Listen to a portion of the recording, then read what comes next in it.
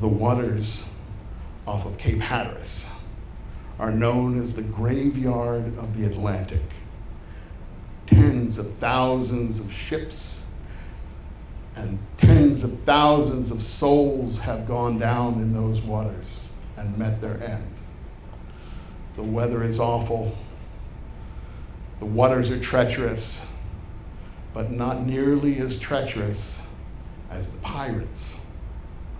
And I'm not talking about the "Arr, matey, where's me parrot" kind of pirate. I'm talking about land pirates. On a dark and stormy night, they would build huge bonfires on the beach. Oh, thank you. Mood lighting. And ships out at sea would see the bonfires and mistake them for lighthouses, make their course correction, and run aground on the Outer Banks. Some of the ships would sink immediately, and the pirates would pick up whatever washed ashore. Others would run aground, and the pirates would swarm on deck and kill every man, woman, and child and steal the cargo.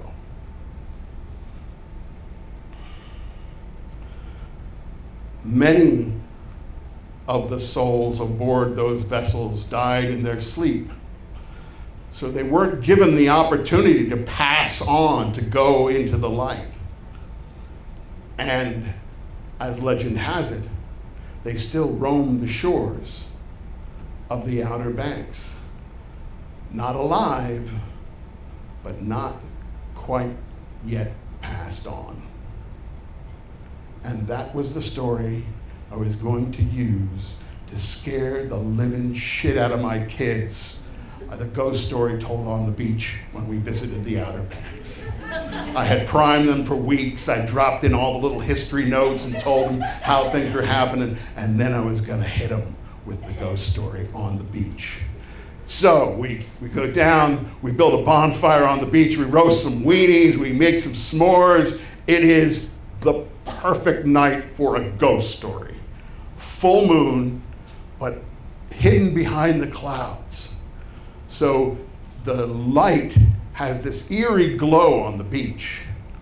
And it was a cold night, so the warm waters were generating fog and big blankets across the beach. You couldn't see more than 10 or 15 yards in any direction. So I was going to tell them the ghost story, except for the fact that I have a brother-in-law. And my brother-in-law is one of those people who, if the topic isn't about him, he will change the topic. And if other people are talking about something that's not about him, he will talk over them.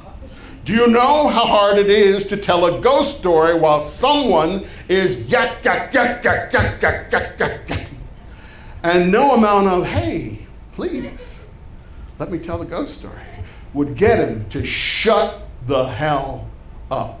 Do you know what it's like for a storyteller to prepare to tell a ghost story for weeks and be denied by some I was livid.